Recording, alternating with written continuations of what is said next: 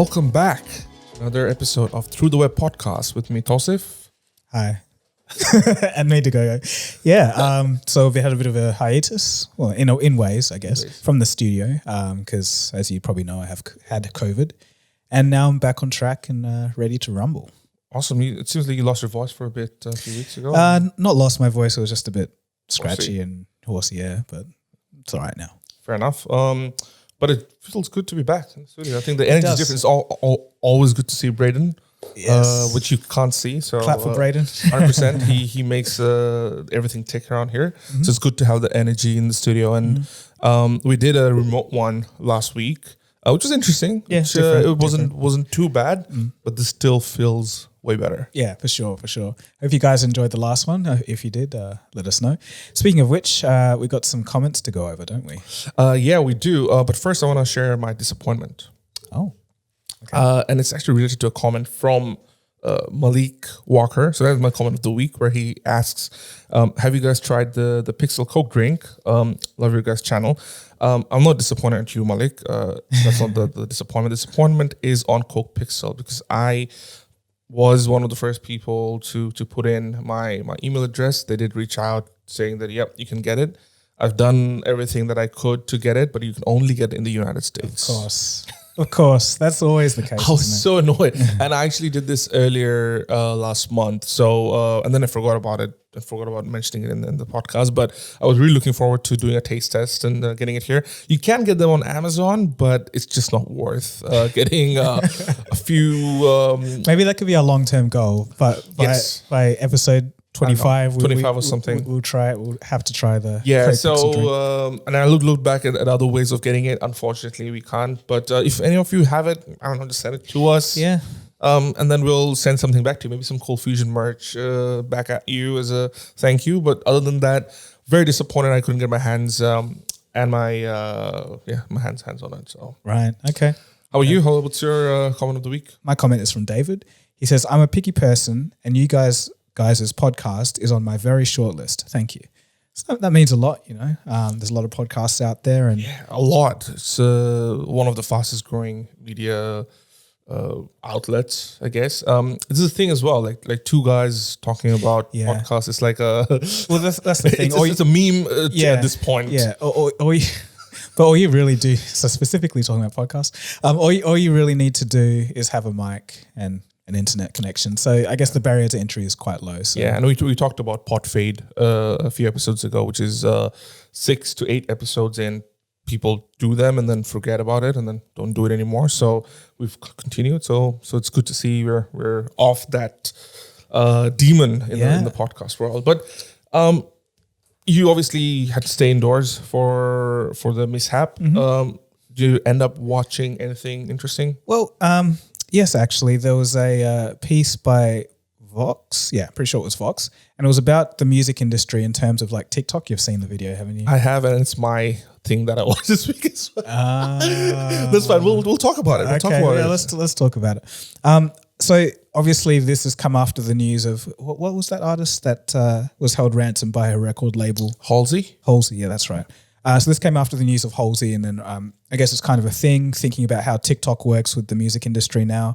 And I think it's interesting that TikTok's done what it's done, because for the first time it's taken the power away from record labels to an extent and given it to the individual creators. So for the first time they're kind of having some leverage.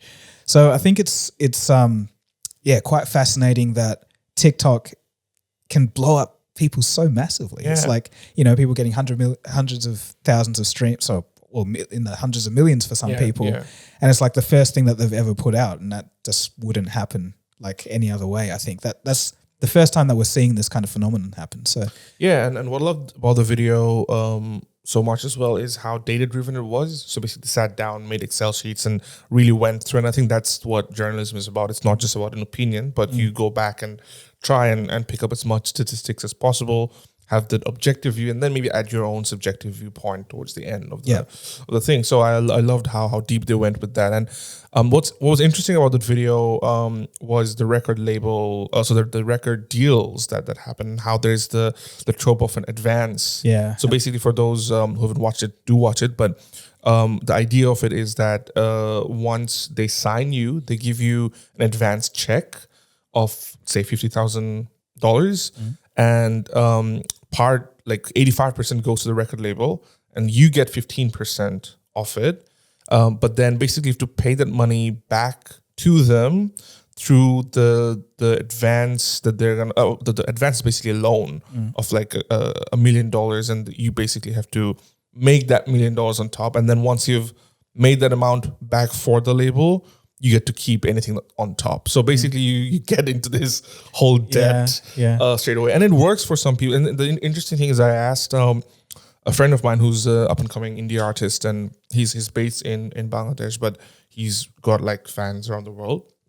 So he's done well in terms of getting into that global scene.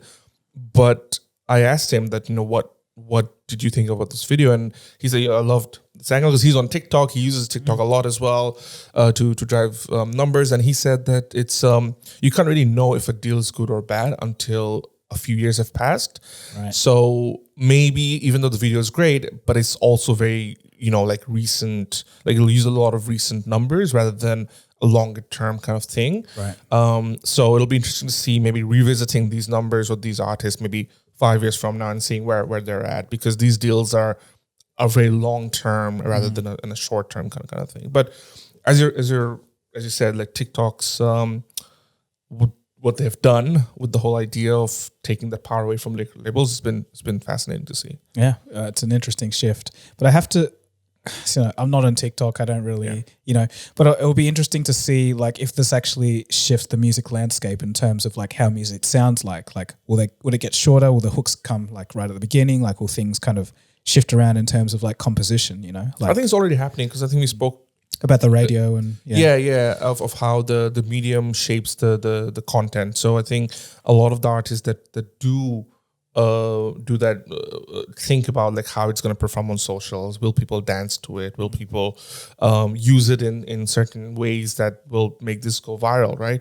So I think it's already doing that, but I think it's also created this other angle, of this other pool of musicians who don't care about that and just still do that. Because there's this artist they featured towards the end of that video who said this one line which was fascinating. He's like, the greatest problem of the labels right now is that I'm not 19, and that's a nightmare for them. Yeah. Because he's 30 something and he's making his music, and they can't put him into these boxes. Yeah. He just wants to do his stuff and still go viral. Yeah. So that was great to see that how there's like new, different independent artists who wouldn't have been able to do what they do without TikTok. So it's crazy. Yeah, for sure. It's crazy. Yeah. Good video. Other thing I watched was Top Gun. Oh, okay. How was that? It was great. Okay. I really enjoyed it. The funny thing is I didn't watch the first Top Gun prior. Okay. So on my way to the cinemas, I was on the Uber, like I was in the Uber looking up the synopsis of the first Top Gun film on the way to the movie. And it didn't hinder my experience. In some ways, it actually made my experience better. The reason why I bring the movie up, and if you're one of those people like me who don't want anything like out of the movie as a spoiler, so this is your warning. Maybe skip 30 seconds. Right. But this part, it's not a big spoiler or anything. But they have Val Kilmer on the film. He was also part of the first film. But for those who don't know, Val Kilmer is a legendary actor in Hollywood. He has lost his voice through throat cancer, so he can't speak anymore. So they had to feature him in this film, and he had a couple of lines in there, and it was all AI generated with his own voice. Yeah. And that was a great use of AI within the film. And I just loved how they almost naturally included him and used his voice, and it sounded like his voice, but also paid almost like a nod to the fact that he's ill. Yeah. So that was a great use of technology into films. Yeah, interesting. because you say that because I'm just thinking when you said that it reminded me of the new season of Stranger Things. I don't know if you haven't seen it yet. Okay, so I'm not going to give any spoilers away or anything, but there's parts where 11 is seeing her. Well, you know who 11 is, right? Mm-hmm. Yeah, she's seeing herself. Or like there's parts of herself that are in the past. So obviously I think it would be extremely foresight to like film that like 5 years in advance whatever. So I think that was a deep fake that they used to do. So they had another child actor and put her face in it. And I think I could tell a little bit. Interesting. But I think that if that is the case, that's another great use of AI in filmmaking. So good stuff. Yeah. Well, that's the stuff that we watched and did this week. Moving on, you released a new video yesterday. I did, yes. It's very fresh. It hasn't been 12 hours. Just over 12. Yeah, just over 12 hours. I didn't end up watching it yet, but it's about plastics and how an AI-generated enzyme is eating up plastic. So walk me through it briefly what's it about, and maybe we can run through some comments that came from it. So in nature, there turns out to be a particular bacteria that eats plastic, uses it to power its cells, and then releases carbon dioxide and the basic components of plastic as the byproducts. So essentially some scientists in 2016 isolated the enzyme within that bacteria that was doing that. And so from there, they were like testing out the enzyme and everything, and they're finding out that it didn't really work that well because, if the temperature was too high or too low or the pH wasn't at the right acceptable level, then it wouldn't really work. So then what happened was in May, so last month, there was a group of scientists at the University of Texas that found that they could use an AI algorithm to increase the performance. So essentially what they did was they, made it learn what makes a protein stable, and they, like 20,000 examples it like learned from, and then they gave it the new enzyme essentially. And so looked at the proteins in those and found that, the amino acids needed to fit like a certain way. And essentially it increased the stability of it. So now it works at lower temperatures, it's faster.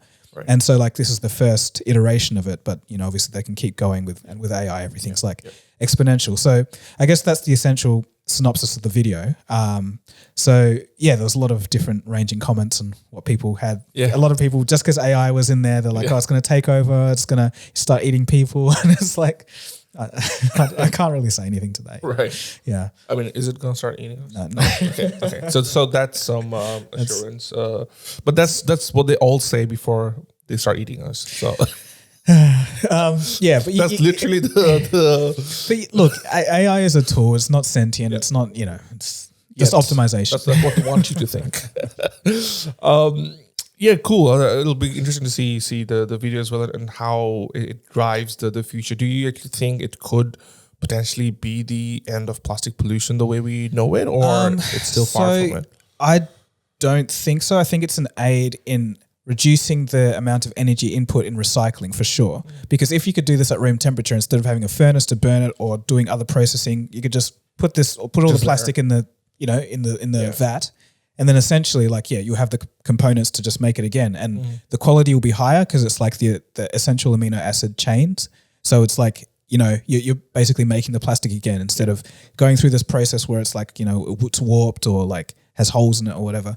So I think, it's great for recycling, but in terms of just like the general use of it, like putting it on a stockpile of just like waste, I don't necessarily think so, because one of the amino acids that comes, not the amino acids, but the constitute components that comes out from this bacteria is essentially antifreeze. So like it's the chemical for antifreeze, which is not very good, in terms of like toxicity and everything. So that's what's stopping it from just being used everywhere. So it's kind of just like for recycling. But the thing is, like, I don't know specifically, but it might be possible that they could tweak it so that the components that come out are actually not as toxic. So that would be the ideal goal, essentially. Okay. So it does seem like there's, with a few tweaks, maybe it can be scalable down the line. Yeah. But for now, it's still just being for recycling. But even that in itself is a huge breakthrough. Yeah, for sure. Well, awesome topic. Can't wait to see the video. Moving on, just want to touch on this story. It's less a story, but more of a milestone or a landmark. It's been 100 days since the Ukraine invasion. The Ukraine war. Right now, obviously, things have kind of are still moving on. We don't get to see it as much on the news. Interestingly enough, when we started the podcast, that's just the same week it started happening. Yeah, that's true. So we were covering the first few episodes a lot about the war, but not so much now. And I think that also shows maybe how much of it is on the minds of people or on the minds of the mainstream media. Yeah, just to interject a little bit. I don't know if you saw the like stats comparison between like the Ukraine war and the Amber Heard thing and other big stories. Like Amber Heard, like that was the top. That was the most interest and shares and likes and everything versus like, COVID was near the bottom and Ukraine war was like, so it's interesting. It's fascinating. Isn't it? Like, before we go into some of the, the details that I have here about the war, like what does that tell you about, I don't know, just human psychology, right? Like, what do you make of it? I think it's crisis fatigue. It's essentially there's just so much going on that it's like the human mind can't comprehend. Like, what we got mass shootings over here. We got it's kind of like the brain just has to push something out.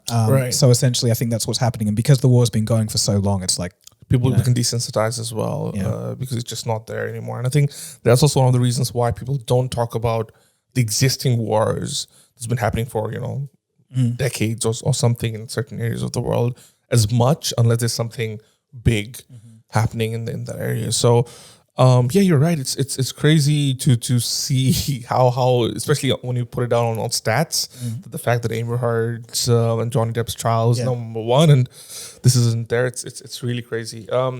But I bring that up because there's been some interesting updates in the sense that EU has agreed to ban Russian oil imports, but with a few exceptions.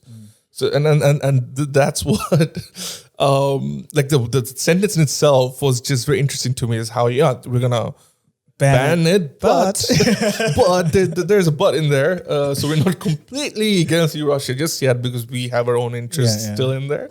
But just to read that part out, it says the European leaders have ramped up their economic fight against Russia by agreeing to an embargo on the Russian oil and petroleum imports, which will cost Russia $10 billion annually in export revenue.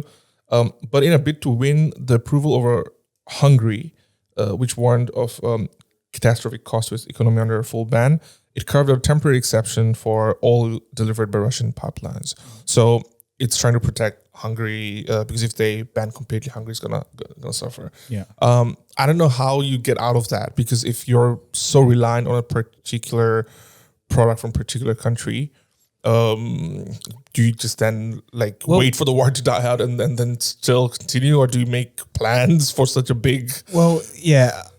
Look, there was a lot of controversy before this war. I think in Germany particularly because of the Nord Stream 2 pipeline and everything. And just how, it's like, are you sure you want to kind of be so reliant on Russia? Like if something happens and the geopolitical situation changes, you guys are stuck. So it's kind of like all coming home to roost now.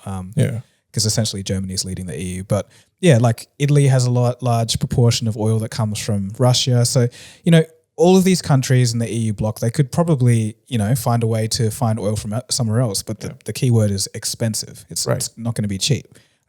So I think, honestly, I'm not 100%, I'm not, for Russia or anything, but I'm thinking that they're coming out of this a lot better than what the politicians first envisioned when they started all the sanctions. I think we did talk about the Russian ruble, right? How it was really low, but now it's even higher than what it was before. Well, I don't know if it's over US dollar. But no, I don't think it's higher than US dollars, but higher than the level it was before the war, which means they're in a better position. That's incredible. So I think, Russia, they're going to do deals with India and China, and they're just going to find, I guess, other clients. But yeah, I think it's not as simple as just saying, we're going to ban you, let a bit through. It's like it's going to be a massive undertaking to get all the energy that you need in terms of having this huge component just removed. You can't just do that. So I think they can say that, but it's probably going to be not as smooth sailing as you But it's interesting to know that how, these big corporations and countries just had so many sanctions on Russia and then hoped and thought that it's going to stop them or make them cower. But it's just had the complete opposite impact. But it almost feels like because Russia is so big and they have had so many historical or backings of their. Are you talking about landmass or economy? Because they're quite small. In terms of population, Right. I would say economy not so much. I don't know much about that, but overall, it just seems like they had a plan. They knew it was going to come. Yeah, Putin isn't that as dumb as people think. Well, I don't know if they think he is, but yeah. So he did plan for this, like in terms of like their economic situation. So they were building up gold reserves, selling US dollars. They were making sure that they had like a stockpile just in case something went wrong. In terms of geopolitics, they were making sides, and the payment system. They were developing their own. I think back in 2018, they're already talking with the Chinese and whatever. So that they knew there was going to be this multipolar world a long time ago. And I think Putin was planning for an offensive because obviously with the whole NATO thing in Ukraine, it was like, since 2014, they were having skirmishes, but they knew it was going to escalate. So, so I think he planned for this, and now it's kind of everyone's seeing that. Come into effect. Here's one sentence that I didn't think I was gonna read, but the Ukrainian band that won the Eurovision sold its trophy to a cryptocurrency exchange for $900,000 and used the proceeds to buy drones for Ukraine's army. How do you sell a trophy on? I don't know. That's that was one of the news that came out just this week, but. It's crazy. Like, what a sentence. Yeah. You wouldn't have thought this was possible. Like, this sentence wouldn't have made sense like 5-10 years ago. Yeah. What's going on right here? Yeah, no. Think 20 years ago. Yeah, of course. It's incredible. I think this is okay. This is totally random, but I think a few weeks ago I was driving, just thinking about random stuff in terms of like technology and what's going on, and I was like, the 2020s are how we thought the 2000s would be in the 90s. Yeah. Like all the future crazy stuff is here now, but we thought that was going to be like, the year 2000. But it's like now. Like that, a sentence like that, it like encapsulates that things are just like, it's just, it's wild. There was a meme that went around on Twitter that said that Wordle is the sourdough bread of the Omicron. I get it. And then someone said, imagine reading this tweet 3 years ago. Yeah. None of it would make any sense. Yeah. Omicron, sourdough. What? Wordle? Like, what's going on? But that's true. But what that entails is basically everyone was making sourdough during the first wave. Yeah. Exactly. Yeah. So that was a crazy tweet. But yeah, it's the war's going on, and I guess we can only get it from the news and see where it's heading from here on. A quick update on the Netflix password sharing bans. So they've been slowly implementing it on certain regions. Yeah, I think there was some in South America. That's right. So Peru and a few other countries. But it's caused a lot of confusion. So consumers in Peru said that first they rolled it out, but then there was a lot of mixed messaging because they weren't sure as to how to really implement it, because initially they said you can't only share the passwords within people who lived in your household only, but there was no way to track it. Right. But then they were bumping up the fees regardless if they picked up a different login. Mm-hmm. Sometimes people will be using VPNs. Right. So it's caused a lot of confusion. They're raising the prices, and that was enough for a lot of people to just say, screw this, it's just not worth it, no matter how much deepfake they use on 11. I'm not going to keep my Netflix subscription. And that's just, caused a lot of... unsubscribing. In South America. And that begs the question as to how they're going to... Get their way. Yeah, get this. Because they tested it there thinking that that's a lower, lower impact region compared to a few other regions that they probably be, have more subscribers. Mm-hmm. That's what they tested it there, but the early results aren't good. So yeah, it's going to be an uphill battle for Netflix.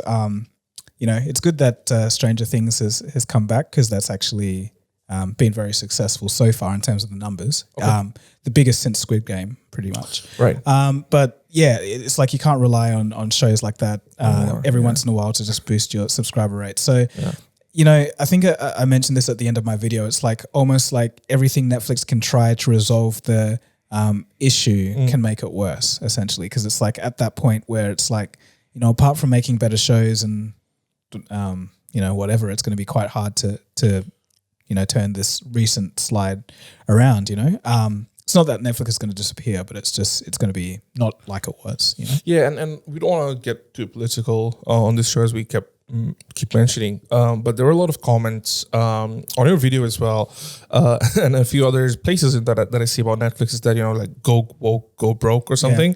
And what that entails is that they do a lot of shows to please a certain quote unquote woke demographic, and therefore a lot of the existing customers are fleeing.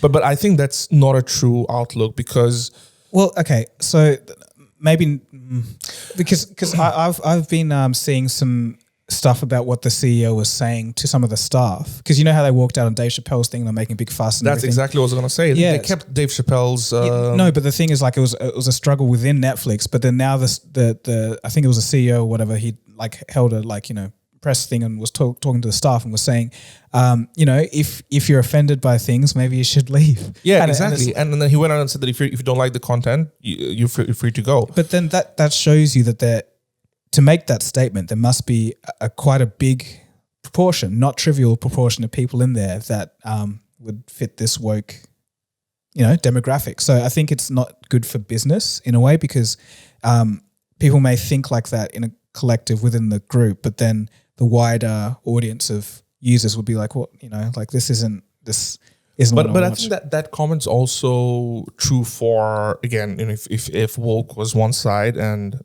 I guess the Dave Chappelle comedy sketch that offends everyone was on the other side. I think they have a catalog that caters to both, and I think that because a lot of people were willing to leave or go on strike after the whole Dave Chappelle situation, where he was making certain jokes that was very offensive to certain groups, and I think that comment can also be reflected on that side of things. Is that we're gonna keep Dave Chappelle's comedy sketches no matter what you think of it. We're gonna keep X, Y, and Z here on this side, no matter what you think. And I think what I'm trying to get at is that it's just too, like, how do you deal with this, right? Because you can't please everyone. And I think when you start going to the mass level of things, you'll always start bumping against each side. And I think what Netflix has to do is just, I don't know if they shouldn't really pick one over the other or anything like that, but I think at a mass level, whenever you do something like this, you'll always have people who will be offended by one thing or the other, which will impact the company's growth and outlook as well. And it's true for being a creator as well, right? And I'm sure you can attest to some of it as well. Like, even if a topic isn't political, you'll get comments. In the last video, I mentioned that I had COVID, and then one guy's like, "You had to mention it, didn't you? Those tests don't work. Did you really have it?" I was like, it's just a simple statement. And even if it wasn't COVID that was political, it could be something completely different. Somebody else might have taken offense to that statement, right? So I think it's hard to really gauge these days. And maybe as a creator, probably easier to stick to your guns. But as a big, massive corporation which is catering to the mass, I don't know how do you navigate this while still hoping that the bottom line revenues going along. It really is tricky, and I guess like as people get more divisive, it's like the window is narrower and narrower to like be in the safe side, I think. Yeah. So an interesting thing that I shared this week on my Instagram with my friends is that I'm on the look for running shoes. So I was looking at reviews for this specific running shoe, right? And they have the different versions of the same running shoe, and it's like a version 11, and they released a version 12. The difference between the two was they added an extra 8mm thickness or like stack height or something like that. It's like a new feature that came out. And I was reading the reviews of that shoe, right? First comment, I couldn't as soon as I put the shoes on, I couldn't walk. It's hurting my knees. Stupid 8mm feature wrecked this shoe that I loved before. I got the new version, thinking it was gonna be better, but the one without the feature was way better. Screw this, I'm not gonna buy this anymore. The comment underneath, love this shoe. The 8mm made a whole lot of difference for me. This is exactly what I need. I was looking for a shoe all my life, and this one fulfills that. Completely different, statements within the same, one single feature. The company isn't going out and thinking, oh, I'm gonna piss this guy off, or I want to piss that guy off. They're just going out and making the thing whatever they think is best for a certain people. And I think it's up to us to think, maybe if it's for me, maybe the consumers start thinking differently and the networks just provide us with whatever caters to the people. I don't know. Yeah. It's a tough one. There's, the other side of this is where if you don't watch. Exactly. No one follows that. So yeah, well, no one's forcing you to watch this, but we are going to force you to listen to this episode. So yeah, watch out. There's a surprise coming at the end. So right in the middle of our show, I got this WhatsApp message that says, "Hi, we haven't been in touch for a long time. I don't know if you can still remember me, so I've sent you a photo of me now." So this is on my notification ticker, and I'm scared to click on it. Do it. I'm scared to click on it. Let's do it. No, it's not a. Yeah, it's not a terrible picture. I have to download it. But you're downloading it. Why not? Okay, it's just a random. I don't know this person.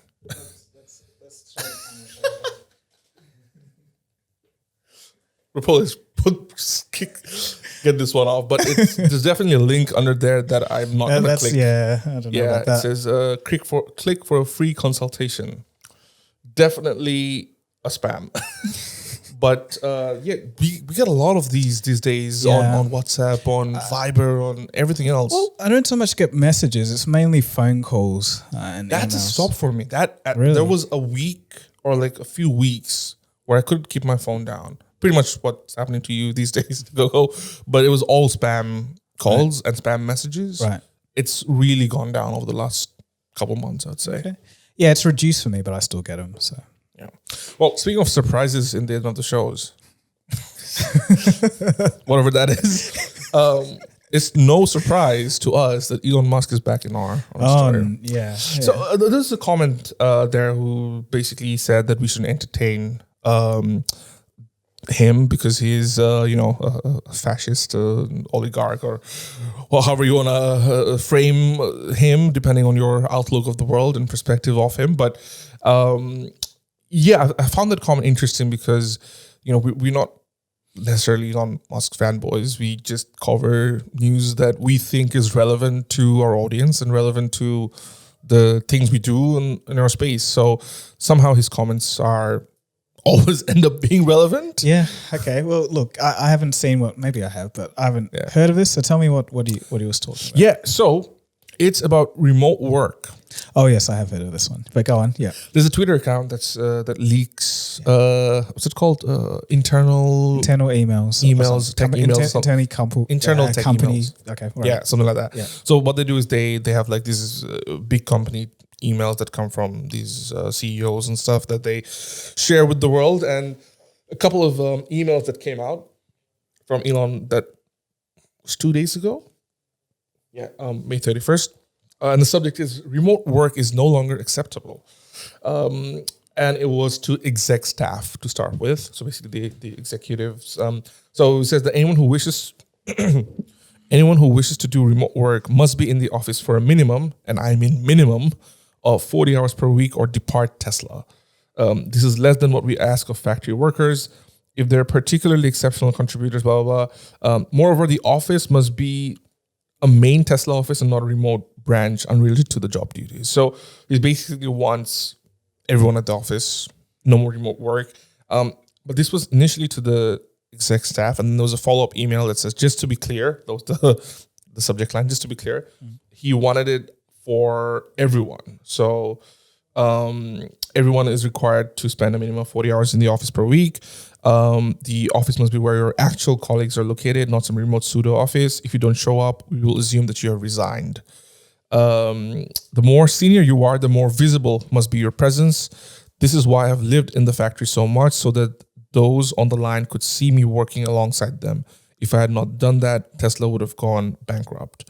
There are, of course, companies that don't require this, but when was the last time they shipped a great new product? It's been a while. Tesla has and will create and actually manufacture the most exciting and meaningful products of any company of Earth. This will not happen by phoning it in. Brutal emails sent around to everyone. And yeah, that's been doing the rounds, basically dividing people as usual. Doesn't sound like a very fun place to work if you're just going in to clock in and clock out. But I don't know. What are your thoughts on Yeah. So this? it will be interesting to know why exactly he did it. He did this. Was it because he was looking at the stats and the numbers and realizing, hey, like productivity is falling off, or is it just that it's for a morale thing? Like when people are around each other, they seem to work better.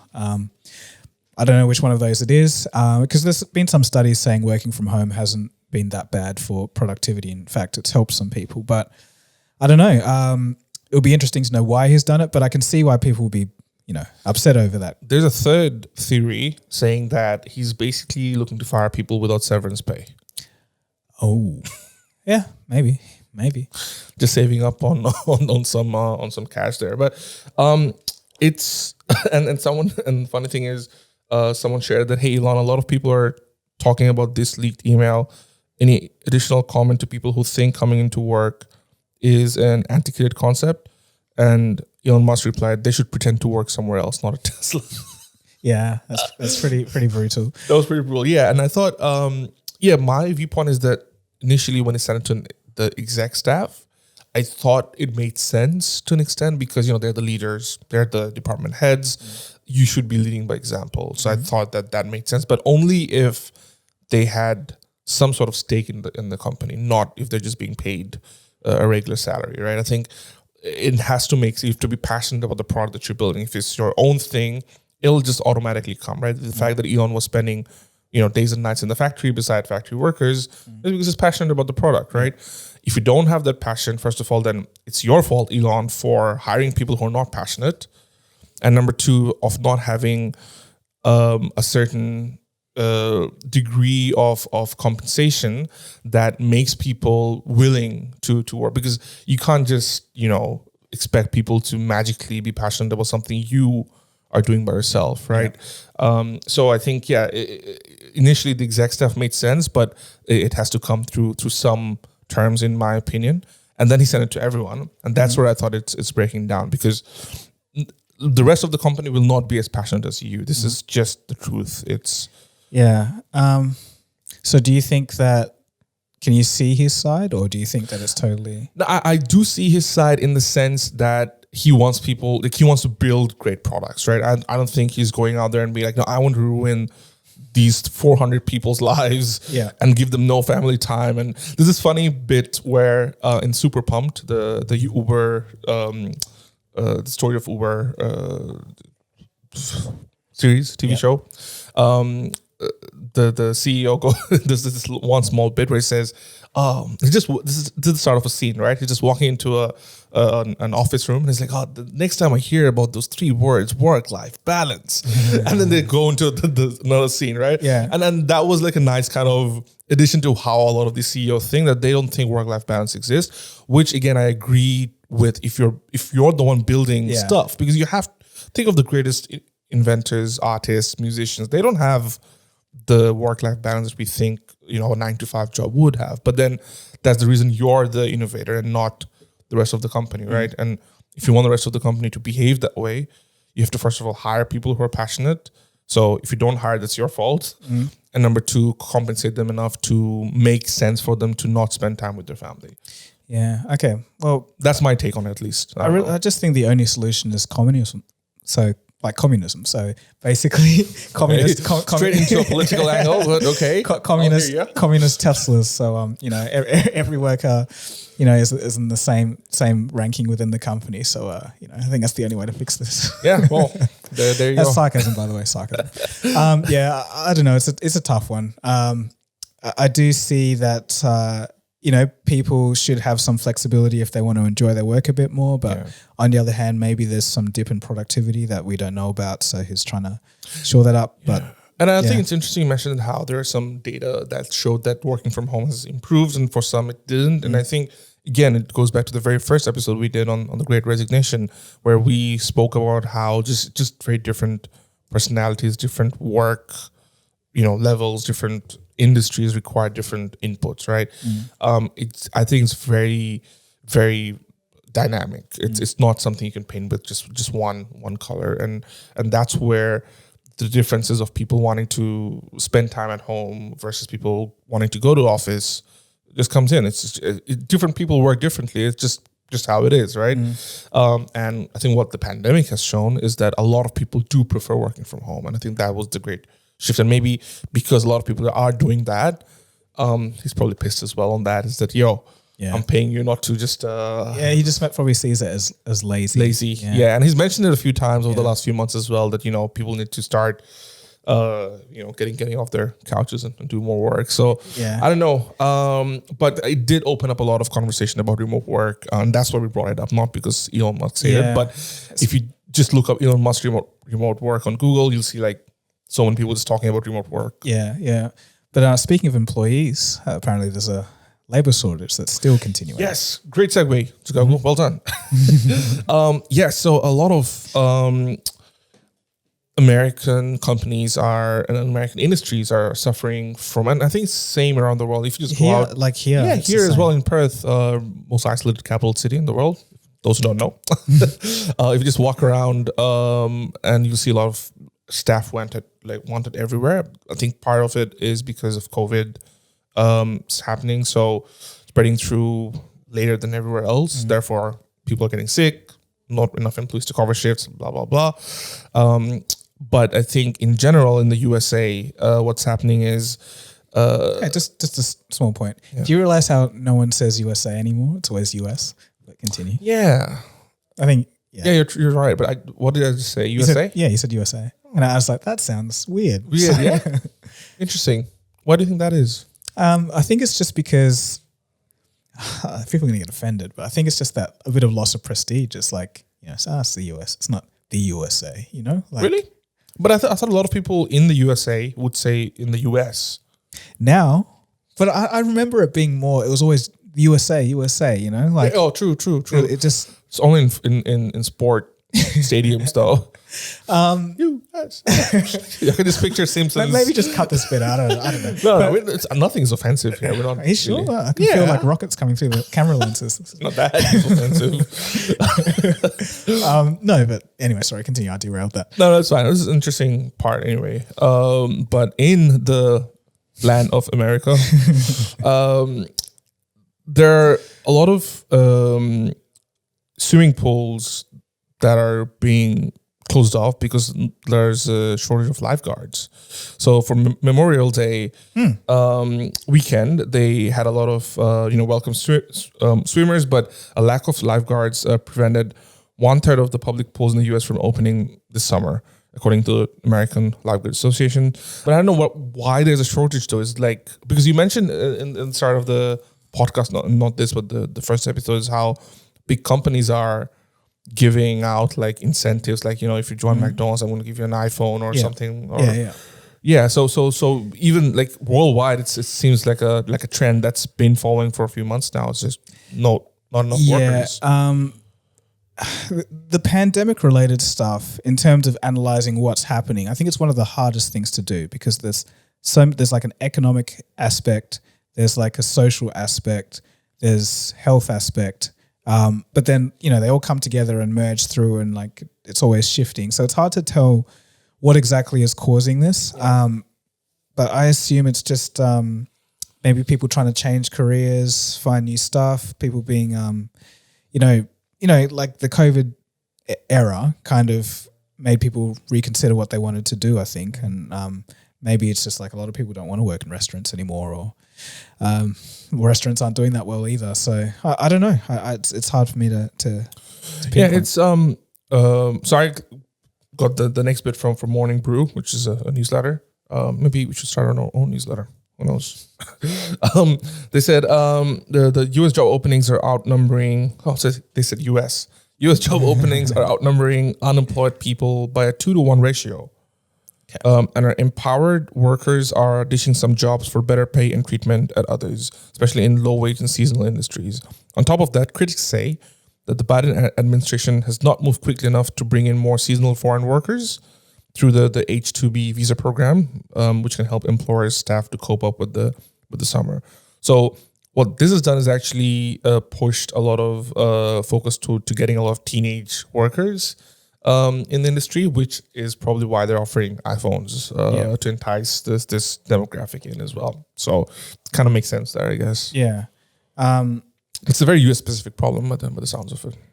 I mean, in terms of this, the Biden administration stuff. Well, not necessarily, because I was hearing some things about Australia, like wanting to get what do you call it? Immigrants, like working immigrants in as soon as possible to like boost up the economy, essentially.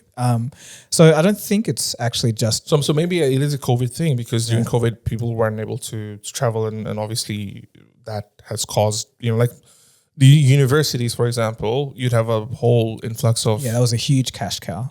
For Australian universities, it was incredible, right? And I think those students would then get into odd jobs, and a portion of them at least, that's missing out for a lot of these industries. So you're probably right. It's not just a US thing. It's just a global thing at this stage. Yeah. So I guess it'll be interesting to see where the dust settles and how this plays out. But I think the labor market has literally fundamentally shifted. It's just a matter of figuring out why and how exactly, but it seems different at the moment. It didn't just bounce back to how it was, not at all. Another news this week was Sheryl Sandberg, who's the long-standing COO of Meta, previously Facebook, has stepped down after 14 years as chief operating officer. So she'll leave later this year, but will be on the board. She was hired by Mark Zuckerberg, and she was ex-Google at the time. So in 2008, I think she joined from Google, and it was 4 years before Facebook went public. So cashed in some real dough when Facebook went public. But she, the reason why I bring this up is because she's one of the faces of women in tech, and she paved the way for a lot of female representation within, even though the ratio is still way off if you look at Silicon Valley and things of that sort. But she was also, I think, being the CEO of a company like that, well, the focus is on Zuckerberg. I think she deserves a lot of credit and a lot of criticism that comes with Facebook, almost equally, or if not, because the CEO is just as involved in a lot of these implementation of the decisions that come through. So in 14 years at a company like that is pretty incredible, I'd say, to build to say from 2008 to 2022. Yeah, pretty incredible. Yeah. But then she also faced a lot of criticism over the period of a time. More recently, and this is one thing I want to bring up, is in the whole Capitol storm in January.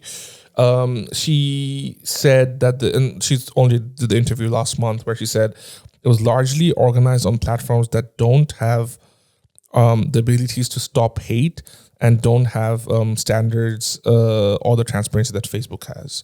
So basically, she's kind of deflecting all the blame off of Facebook because there's a criticism that Facebook was the catalyst to that. And again, I bring this up because there's a Texas social media law that was stopped recently by the U.S. Supreme Court on Tuesday, which from taking effect, that intended to push online platforms for removing political speech. So intended to what? Intended to punish online platforms for removing political speech. So basically, the law was that if Facebook decided to remove things that they deemed unworthy or negative in anything political, if they removed it, then they would be punished by it would be a punishable offense, right? But the U.S. Supreme Court stopped it. So. Just to read on that again, it would prohibit large social media companies from banning, demonetizing, or downranking posts in Texas specifically based on certain viewpoints which the tech industry would deem inappropriate. But the big tech argued that this could result in harmful content, such as Russian propaganda or any other propaganda. And this law, and similar to ones introduced by other states, could turn into a prolonged legal battle. And this was the first time in a while where the U.S. Supreme Court came in and actually blocked something like this. So I connected the two stories in here because I feel this is a precursor to some things that we probably will see. So what are your thoughts in terms of like these things happening more and more? And do you think it is like, should big tech be put on the check for something like this? If you're referring to in terms of checking their power, like the government checking social media power, it's a very internal conflict for me because on the one hand, like I'd like companies to be able to, be able to conduct business free of intervention. But I think with something as big as social media, it's no longer just, this is like, any other company, like I make soda cans or I make shoes or something. This is, you're influencing popular opinion, you're influencing how people behave, you're influencing actual politics now. So it's like, this is something new that doesn't fall under the regular category of just a company. So I do think that there has to be obviously checks and balances to protect consumers, but also to protect the stability of a nation if it has to be. But I think we always come against this issue of like, where do you draw the line? That's the main thing. It's like, someone says something that is, politically, not incorrect, but politically seen as misinformation one day could be proven later to be true. I'm going to get political, probably the most political I've ever been. But I don't know if you remember during the 2020, I think it was the 2020 campaign, where there was the Hunter Biden laptop story. Do you remember about that? Run me. Okay, so basically Joe Biden's son, Hunter Biden, he had, he was I don't know how to put it, but he was on some extracurricular chemicals, and he would do crazy things. And essentially, he had a laptop that he took into a repair store and was out of his mind essentially, and kind of left it there. So the repair guy tried to get in contact with him but couldn't. But then ended up passing it on to a journalist. And on that laptop was evidence of corruption. And then, as in, you're not talking about file corruption. Sorry, you're not talking about file corruption. No. Political just to be clear. Yeah, political corruption. And then I think it was the New York Post, I think, one of those outlets. They published it on Twitter, a whole expose going through it and everything. Obviously, quite a reputable source. But then Twitter, Facebook, all of these, they came out instantly and said, this is misinformation, and they actually banned the New York Post or whoever it was, that news outlet. And people were like, wow, this is crazy. How do you know it's like, misinformation? So there was like people saying, is it not misinformation? Because this was huge implications. And then it got people talking about social media having that power to like, this is a major story. This is like literally almost impeachable. So then that kind of died down when the election happened and everything. And then it came out later, like in the past, like 3 or 4 months, that story was true. Everything was said was true. And then like, Washington Post, everyone was posting it, like talking about it, saying like, how could the president do this and know about this? But it's like, I think there was a survey done saying if more people knew about that Hunter Biden laptop story, the election outcome would have been different, because there was like 40% or something said they would vote differently if they knew about that story, but they didn't get to see it because it was taken away. So things like that's horrendous. Like obviously I'm not playing one side, Democrat versus Republican, but this is like, a major story of corruption that was not seen because the social media companies deemed it inappropriate. So things like that really worry me. I think it's such a new field. It's a minefield to sort out, but yeah, there has to be checks and balances, but also social media companies should be held accountable for stuff like this as well. So interesting. Yeah. Yeah. I don't see a way out of this either yet. I think because I feel because there's a lot of smear campaigns as well that go on, right? And again, we had our election just a few weeks back now. And I'll get tons of ads, tons of stuff that just keeps coming on my feed, try to sway me one way or the other. And I guess it becomes a like, do you allow everything to just go out, even if it's because some of it could be very well be propaganda and fake, or do you keep everything off? Because I don't think it can be one or the other, where you let the social media pick and choose. Right. Yeah. That I'm going to it's keep either this. all or nothing. I think. Yeah, because even then, like keeping it on algorithm would be difficult because it's such new territory. Like it's hard for that to even judge, right? So I think it's gonna be one or the other. Like it's either have everything political stay as is, or maybe create a separate section. I don't know, a separate sub brand that just only has political stuff, so that it doesn't interfere with our day-to-day stuff that we get, or keep everything on without taking everything out, right? Yeah. And I think they are doing some things that's good in the sense that, so right now, for example, if on Facebook, if I see something on my feed with a story, like in like a article link, and I want to share it, it comes with a pop-up saying that you haven't read this article. you still want to share. Yeah, that's good. I think that's so good. things like that are coming in place right now, and then sometimes they pop, have like pop-ups out. This has been disputed by this and this, but this is also agreed. But then it's such a big read, Right. It's like you're almost reading an article. Yeah, it's like, oh, you want before I share it, it's like, oh, this has been known to be disputed by X, but there's a few other links underneath. This has also been not disputed by Y. So now you got to go and like before just sharing a simple link. But I kind of like that though, as long as they're telling you like, both sides of the story and whatever, because it's like, we always say like when people share something, they're not going to just like read up on it and make sure it's right beforehand or check the other side. They're not going to do that. No. But if it's given to you right there, there's a higher chance that they may. 100%. And the problem is this creates friction with experience, and that's going to reduce and that's going to reduce engagement, and therefore, so it goes back to the idea that I was going to draft people off the platform because they'll be like, oh, screw this, I'm not going to read.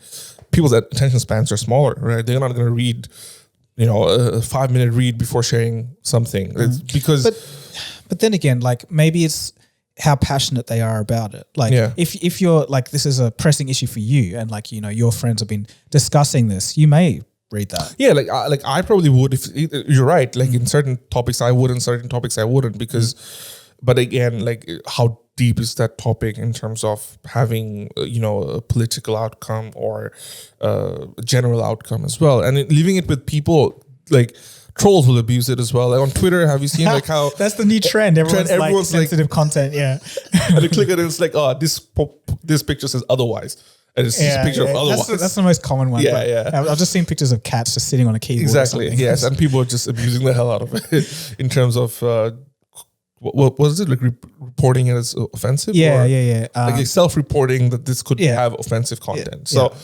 Yeah, dude, this makes it harder as well. So it's like you've got trolls out there who just want to have fun on. So maybe just remove all the serious stuff out of the platform. It's probably remove all the what? Remove all the serious political stuff out of the platform. Yeah, when you were saying that, I was like, that might not be such a bad. So it's like one feed that has everything, like from the left, right, center.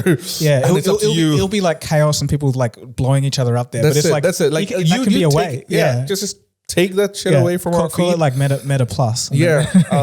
Would Through the Web be there? No. Through the Web will be here. We're chill. Yeah, we're like 1% political. So. Yeah, 1%. Yes. So I was just looking through my Instagram just then, and apparently LeBron James is officially a billionaire. Wow. So I didn't read the story, so I don't know what exactly. You should have like a breaking news, like a segment. Damn, son, where'd you find this? Breaking news. Well, the majority is his salary, so $385 million from playing basketball. Well, of course, you get money from that. Yeah, but then it's also talking about $300 million from the Spring Hill Company. So I don't know what that is, but yeah, $90 million from Sports Group and Boston Red Sox, other investments, $80 million from 3 properties, and $30 million for Blaze Pizza. So no mention of Google. $30 million. Oh, that's interesting. But yeah, so I guess just investments and companies there. Yeah. So well, good on him. Yeah, there you go. Actually, I haven't told this story, but I've met LeBron James. Oh. Yeah. So this was 2013. I was in San Francisco on a this was after a Kentucky tour. So this was just like me and my mate were just like in a hostel, and then they had a night out, and there was kind of like we went to this venue, and essentially there was a massive line outside, and then the guy with the tour guide was like, "Oh, make sure you guys have the right shoes." And we're like, "What?" And then because when we got up to the front, and then we're like, "What? Like, you didn't tell us about this?" And it's like, "Oh shit, I'm sorry, guys." And then like just as we're about to like go, the guy in front of us we noticed was like super tall, and there's a few of them. Yeah. And then when we get to the front, like just as we're about to like go, the guy in front is like, "Oh, don't worry, he's with us." And then we get let in, and then it's like literally one of the, I don't know who it was, but one of their birthdays. So like people going crazy. There was like, people, it was like a nuts night, but it was like, I wouldn't have believed it if it didn't happen to me. So that's the story. Any pictures with it? I didn't. Oh, he like left. He was he was gone. He scooted out, and I was like, "Oh, damn." So I've only mentioned it like if you watch on my YouTube channel, I did a video about that whole trip, and I mentioned it there. But so back when Dagogo used to do vlogs, that's literally my only vlog. 20, if you scroll a lot, like the wheels are gonna go off. But maybe another vlog for this trip that I'm going on. Yeah, so it's tonight, isn't it? So I fly off at 11 p.m. tonight. I'm going to Amsterdam, and it's for a awards celebration, I guess, of different creators and actors and actresses, and it's actually interesting. Apparently, there's some Grammy people there and whatnot. Wow. So, well, hopefully you'll meet him again. Just a surprise appearance for becoming a billionaire. So, well, good luck on that. Yeah, thanks. Just a couple more stories before we finish up. Yep. So Ford, the car brand, will transition into exclusively online fixed price delivered to your door sales for electric vehicles. That makes sense. So everything will be online. I think that's for the brand image of an electric vehicle, it's forward looking, it's the future, etc.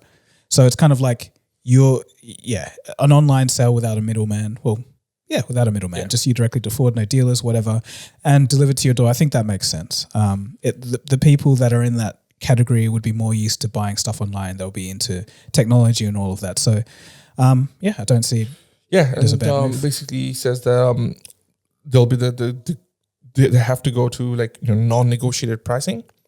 Will be 100% online, and there will be no inventory at dealerships. So, but wouldn't you say that a part of buying a car is experiencing it first, or doing a test drive with an electric vehicle or with a thing like that? Wouldn't that completely? Yeah, no, you're completely right in that sense. I think maybe it would add to some friction in terms of like buyer, how much the buyer actually is willing to like go into something that they haven't tested before. But I don't know, the Ford F-150 is one of the most popular cars in the US, and I'm sure the electric version will do well. So I'm sure a lot of this will also just come from them riding in their friends' cars, or like having some experience with one and being like, "Oh, I want one too," kind of thing, like, because that's what Tesla did. So I don't see it as that much of an issue. It is, might take away like 10% of sales, but I think still it's fine. Brayden here is quite into cars, so we'll probably ask him about this. Yeah. So what are your thoughts on this? Like, do you something you see as a good thing? Because you're a very much traditional car guy. I hate it. I hate it. But I see why. I get it, but it's as someone who's like into cars, the idea of not going to a car yard and test driving it before buying it seems like a huge problem. I don't know. There's something about driving, you kind of have to feel it first. Do you know what I mean? Yeah, I think that's a valid point. But the reason I say like it probably will work is just how well Tesla's done with that same kind of model. Yeah, model. At least in the earlier days. Would you drive or would you buy a car ever without testing it? You see enough reviews and stuff. Well, I mean, yeah, like not a new car. I wouldn't buy a new car. Okay. A car that I know that I would want, 100%. But they've already been around for a while. But also the Tesla thing, like one of my uncles was looking at a Tesla, and you can actually go and test drive them here. You can't buy it directly from the dealer, I don't think, or you can put down some kind of lock-in deposit at the moment with the way COVID is, but you can still go and test it. Right. So if they had like test vehicles specifically for that purpose at a dealership, then Yeah, That well, would make sense. They're saying that it's literally going to be no inventory at dealerships. Yeah. So well, the more that I think about it, like, I think it is quite an aspect it's a big purchase usually. It's a big ticket item. So you'd want to. But I think people who are less likely, who want to test drive, are probably more likely to buy cars that are not electric vehicles. So, like I'd be okay with that if I have enough reviews. Yeah, Enough you're people. confident in it. I'm confident enough that it's gonna be an okay experience. And if I've driven a similar car, like off a mate or something, then I know what I'm getting into. Let's increase the percentage. Maybe 15% of sales lost. Let's say that. You and your random numbers that you just I don't know. You got to engineering. You got to put a figure fair on enough. it. Yeah, Fair enough. it's got a guesstimate. Guesstimate. No way to track it though. So. Final story of the day. NFT. Back in the stories, things are bad in that space. But the reason I bring this up because it's the first instance of insider trading in the world of NFTs. So Nathaniel Chastain, who's the former head of product at OpenSea, which is a leading NFT marketplace, was charged with wire fraud and money laundering linked to the insider trading of NFTs. Is the first insider trading case involving digital assets, the Department of Justice has said. It all started last September when OpenSea users noticed something fishy was going on with crypto wallets belonging to Chastain. They were purchasing NFTs right before the assets were featured on the site's homepage and then selling them once their prices had gone typically 2 to 5 times the original amount. Turns out Chastain allegedly chose the NFTs he had purchased to be splashed on the front of the page and then cashed them at a profit of at least $67,000. According to the news site, once they were alerted of these transactions, OpenSea basically admitted of the insider trading taking place. So how was it discovered? Users were seeing the blockchain that there was lots of weird activity happening on his wallet. Well, yeah. So that's as bad as crypto is. That's the good thing about it. You can pretty much just sniff out fraud straight away. You can see exactly where everything went. Very brazen of him to do that.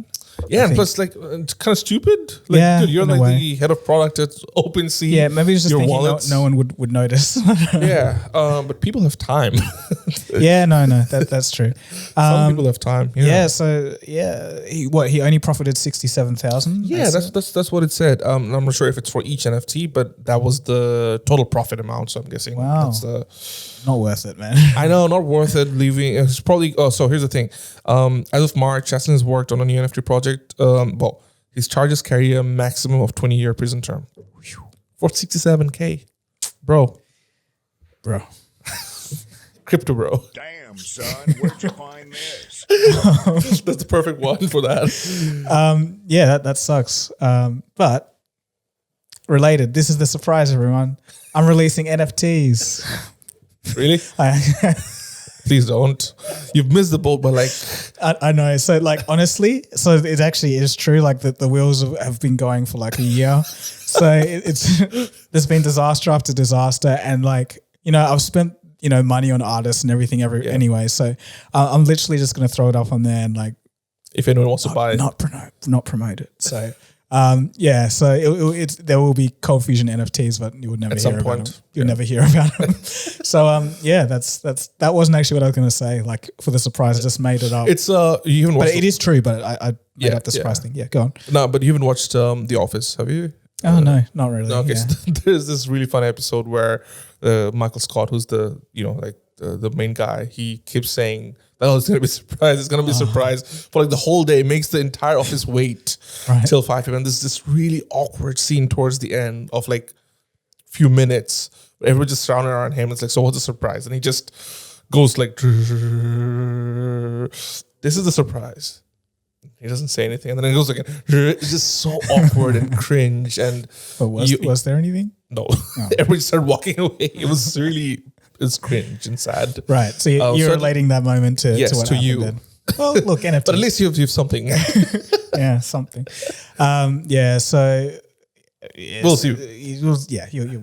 You maybe see it. It's not even on OpenSea. It's on Niftify, which is another platform. But look, it's a long story. So fair enough. Well, those the stories we have. We have a few questions from our listeners. The first one's from Vic. which you wanna Sure. talk about? Let me find it. So the question is, episode 13 is great. I've got a question. Alphabet Inc. had shut down its internet balloon company, Project Loon, in 2021.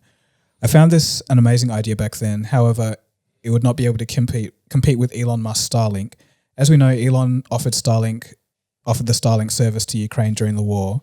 What's your opinion? Will Alphabet Inc. ever be competing with Starlink or OneWeb or Amazon's Project Cooper? So, I think I did a video on that back in 2016 or something. And I think this was part of like Google X. So that was like Google's experimental side of things. And that was back when they were like, doing a lot of crazy stuff. Yeah, just crazy. But I think it's times have changed, I think, for a number of reasons. Like Google they were mature then, but are more mature now. And I think, especially with their stock price dipping, which all of tech is essentially, they're going to be super sensitive to what investors are perceiving or thinking about what they're doing. So I think projects like this are less likely to continue, mainly because it takes a lot of capital investment to get any return, and that return could be a long way away. So it's like we might as well just do something else that can get us a return quicker. That's my opinion on it. But also I think that that Google is kind of notorious for like axing products anyway. Yes. So it's like they're the worst company that you would think would bring up something back from the dead. But so I don't know what's going on with Web 1 or Amazon's project, but I'd say Google definitely isn't going to be a competitor in that space. I think those other companies can just eat the lunch. Fair enough. Next one's from Deepesh Malhotra, and he wants us to talk about Silicon Valley, the TV show. And this is your domain. Decentralized internet. It is, but I think it's hard to talk about it like in general. Like it's not really a question per se. But okay. Well, is he talking about the concept of a decentralized internet? That's right. That's right. So maybe something we give our opinion on. Okay. Well, Silicon Valley for the show. First of all, good show. You should watch it. The ending was a bit iffy for me. There's this great character that they axed for a couple seasons. That's when it started feeling a bit iffy. But as long as that character was there, the show was great. So good watch if you're interested in the world of tech. But yeah, decentralized internet. Decentralized internet. I'm just trying to imagine how that would work. So everyone would have a host. How would that work? Would you have would it be like a blockchain kind of thing where like all the data? But that would be huge. That would be absolutely huge to store. I don't know how it would scale. So in the show they did have like some technical ways of explaining that. Can't remember it right now. Yeah. But it was through like these devices that you can carry and basically start like scale it as a direct to consumer product. Right. But again, I don't know how that might scale in today's world. But I don't think it's a far-fetched idea either. Right. Well, I'd have to think about and like listen to the technical details of the decentralized internet. But let's just say it does work. How does it impact society in a way? It would be quite interesting because you wouldn't be able to, like the Great Firewall of China, for example, wouldn't be able to exist, but maybe they're probably still locked away. But you would have some interesting things that would come out of that. Like you wouldn't be able to block people from accessing certain sites. And actually there was, I think there was a project that actually kind of tried to do that in a way. So it was like you could comment on anything. So it was like, it had its own, I wish I could remember properly, but yeah, it was kind of like its own service that you could install as a browser plugin to enable you to comment on stuff that you shouldn't normally be able to. Because like a lot of news sites were getting rid of their comment sections or, whatever, but this just allowed, commenting on anything. So it like created this decentralized like community around like just whatever. So it was like a little bit of that, but then it got shut down for some reason. I can't remember why. But yeah, I think it would be maybe good. A decentralized internet could be a good thing. We'd probably still get all the chaos, but there'll just be less, power. Yeah, I will probably have to kind of do a bit of more research on that one. Sorry, Deepesh, but I think we'll probably do a bit more research and come back on that topic. It's an interesting topic for sure. The final question is from Rashid Rash. Since you guys have done a dozen episodes in, how has the experience of creating a podcast been so far? Well, it's been pretty cool. Like it's kind of like you get more comfortable just talking about whatever, and it's cool to see that people are out there that are listening and have things to say and whatnot. So I'm kind of excited just to see how things progress and just growing this and seeing where it goes. I think it's overall I could say sum it up in one word is positive. How about yourself? Yeah, I'd say so too. It's not my first podcast project. So it's been all of them have been very different experiences, and this one has been very, very good as well. In the sense that, as you said, it's quite exciting to see the community build. I love making things from scratch. So just the first conversations we had a few months ago to the point of bring Brayden into the whole thing and getting a studio. I really enjoy the process of building stuff. And it's great to see that people are connecting to what we have to say. The next challenge is building this community even bigger and tighter. And once we get to that, I think we'll be satisfied. We don't have to beat Joe Rogan per se. And as I mentioned, it is a bit of a meme to have like two guys talk about the podcast bros talk about stuff, but it's like we decided that we liked doing this, not just because it's a trend. And I think that's the most important thing. It's just we enjoy doing this stuff, and then not because we are here to catch on trends and stuff.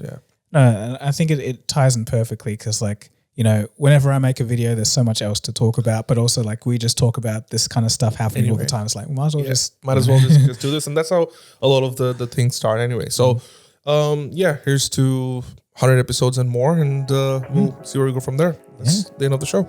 Yeah, thanks a lot, guys, for tuning in. And we'll see you again soon for the next episode.